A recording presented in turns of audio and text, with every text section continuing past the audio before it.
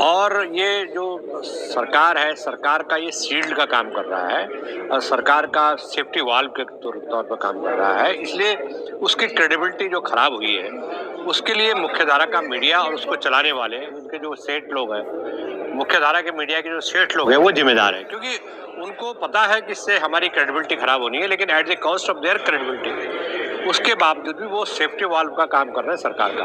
तो ये देश के डेमोक्रेसी के लिए सबसे बड़ी खतरनाक स्थिति है। और मैं ये मानता हूँ कि निजी तौर पर कि ये जो दौर आया है, ये दौर बड़े अपने आप में बड़ा बड़ा अनफॉर्चुनेट दौर है भारत की मीडिया के लिए। और अब लोग कहते हैं सोशल मीडिया इसलिए आया है कि जब मुख्यधारा का मीडिया की क्रेडिबिलिटी खराब होगी, उसकी साख खराब होगी और उसमें जो क्वालिटी इंफॉर्मेशन थी, खबरें थी, वो मैनिपुलेट हो रही हैं, तो लोगों को तो कहीं ना कहीं सत्य जानने के लिए ट्रुथ जानने के लिए लोग भटक रहे हैं। इसीलिए वो सहारा ले रहे हैं सोशल मीडिया का, अल्टरनेटिव मीडिया का।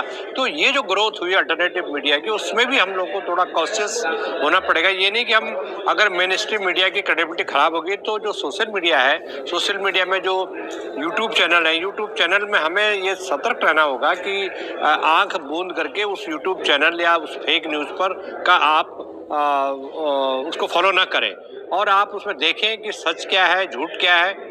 और उसमें दूसरी जो बहुत महत्वपूर्ण बात मुझे ये लगती है कि फेक न्यूज़ के प्रति एक पूरा सिलसिला, क्योंकि सरकार को भी पता है कि अब मुख्यधारा का मीडिया के थ्रू सरकार अपना काम करती है, उनको सरकार के खिलाफ कुछ नहीं छपता। तो सरकार कोशिश कर रही है कि जो यूट्यूब चैनल है, वहाँ भी सरकार के लोग और सरकार के जो एजेंट है, वो एजेंट वहाँ भी घुस गए हैं। तो वो मानते हैं आप कि मुख्यधारा की मीडिया गवर्नमेंट सवाल नहीं कर रही है? ऑफ कोर्स, ये तो सच ही है कि देखिए, सरकार पिछले 7-8 साल से प्रधानमंत्री जी ने कोई प्रेस कॉन्फ्रेंस नहीं की। सरकार का कोई पहले मिनिस्टर अपने मंत्रालयों की, अपने मिनिस्ट्रीज की अलग से प्रेस कॉन्फ्रेंस मिनिस्ट्रीज में करते थे, वो सारी बंद हो गई हैं। प्रेस नोट जर्नलिज्म ईजाद हो गया है, इंट्रोड्यूस हो गया है, और उस प्रेस नोट जर्नलिज्म के जरिए जो सच जानना है, जो सवाल पूछने हैं, वो सवाल चाहे वो यूट्यूब चैनल को अगर हम छोड़ दें तो मुख्यधारा का जो मीडिया था, जिससे ये उम्मीद की जाती थी कि आप सत्ता में जो लोग बैठे हैं उनसे आप सवाल पूछें, और लेकिन सवाल नहीं पूछ रहे हैं। तो सवाल इसलिए नहीं पूछ रहे हैं कि वो प्रोटेक्शन वाल्व के रूप में, सेफ्टी वाल्व के रूप में जब कोई मीडिया तंत्र या मीडिया इंस्टीट्यूशंस खड़ा हो जाएगा और सरकार के एजेंट के रूप में खड़ा हो जाएगा, तो उसकी कहाँ से हिम्मत हो गई सरकार से सवाल पूछने की। दूसरी बात है कि इस देश के जो टैक्स पेयर का करोड़ों रुपया, सैकड़ों करोड़ रुपया, इवन हजारों करोड़ रुपया जितने टेलीविजन चैनल्स हैं, जितने प्रिंट मीडिया हैं, और जो सरकार के सपोर्टर्स डिजिटल जो एजेंट्स हैं सरकार के, उनको जा रहा है। और इस देश में जो गरीबों के हिस्से का जो पैसा है, जिसमें एजुकेशन का जो बजट है, आपका MSME जो छोटे मोटे जो रोजगार हैं, उन रोजगार को खोलने का जो बजट है, रोजगार उपलब्ध कराने का जो बजट है, वो बजट सरकार की वाहवाही में लूट रहा है। तो ये सरकार की जनता के टैक्स का पैसा है, और जनता के टैक्स के पैसे को आप इस तरह से लुटवा रहे हैं। पब्लिक के हिसाब से पब्लिक को उसका हिसाब नहीं दे रहे हैं आप। सर, जिस तरीके से मीडिया हाउस पर भी कॉर्पोरेट लोगों का कब्जा हो रहा है, सेठ लोग जो खरीद ले रहे हैं, तो क्या इससे कुछ इम्पैक्ट पड़ेगा कि उसकी ईमानदारी पर सवाल उठेगा?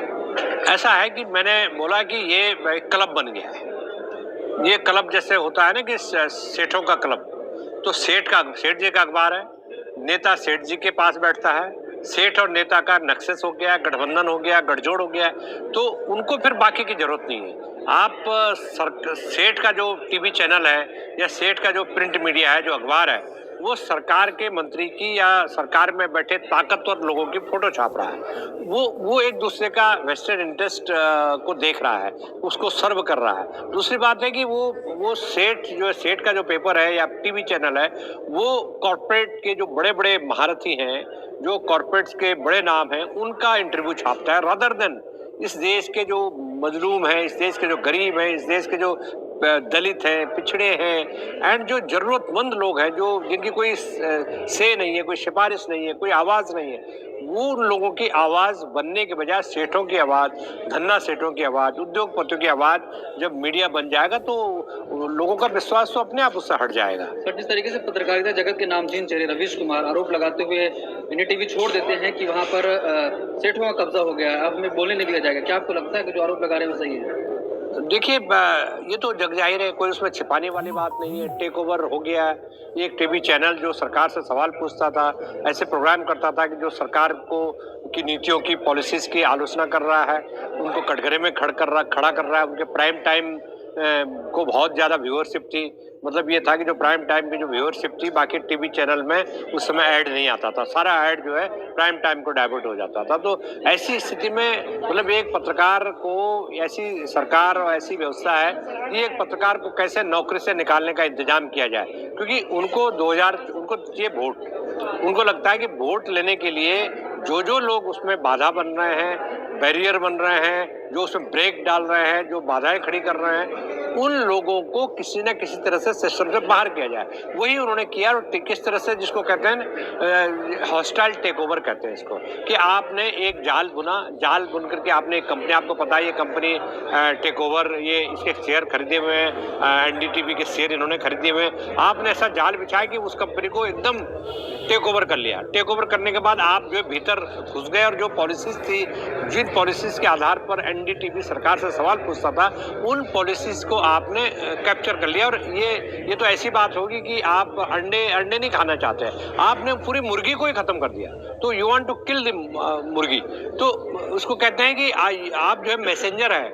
अब पत्रकारों को क्यों टारगेट किया जा रहा है? यूट्यूब चैनल के पत्रकारों को क्यों टारगेट किया जा रहा है? डिजिटल मीडिया के पत्रकारों को क्यों टारगेट किया जा रहा है? क्योंकि वो सवाल पूछ रहे हैं, ऐसे सवाल पूछ रहे हैं, ऐसे सवाल उठा रहे हैं जिनका जवाब सरकार के पास नहीं है। सर, आखिरी सवाल, तो इस दौर में क्या करना होगा जब सेठों का कब्जा हो जा रहा है मिनिस्ट्री मीडिया पर, तो फिर कैसे जनता की आवाज? देखिए, इस देश में जिन्होंने इनको वोट दिया है, ये अपने आप तो पावर में बैठे नहीं है। इनको जनता ने वोट देकर पावर में बिठाया है। ये जनता जब तक जागेगी नहीं, जब तक लोग खड़े नहीं होंगे, जब तक उनको वोट डालने वाले को अलर्ट नहीं किया जाएगा, उनको इनलाइटन नहीं किया जाएगा, उनमें अवेयरनेस नहीं फैलाई जाएगी, उनको सच नहीं बताया जाएगा।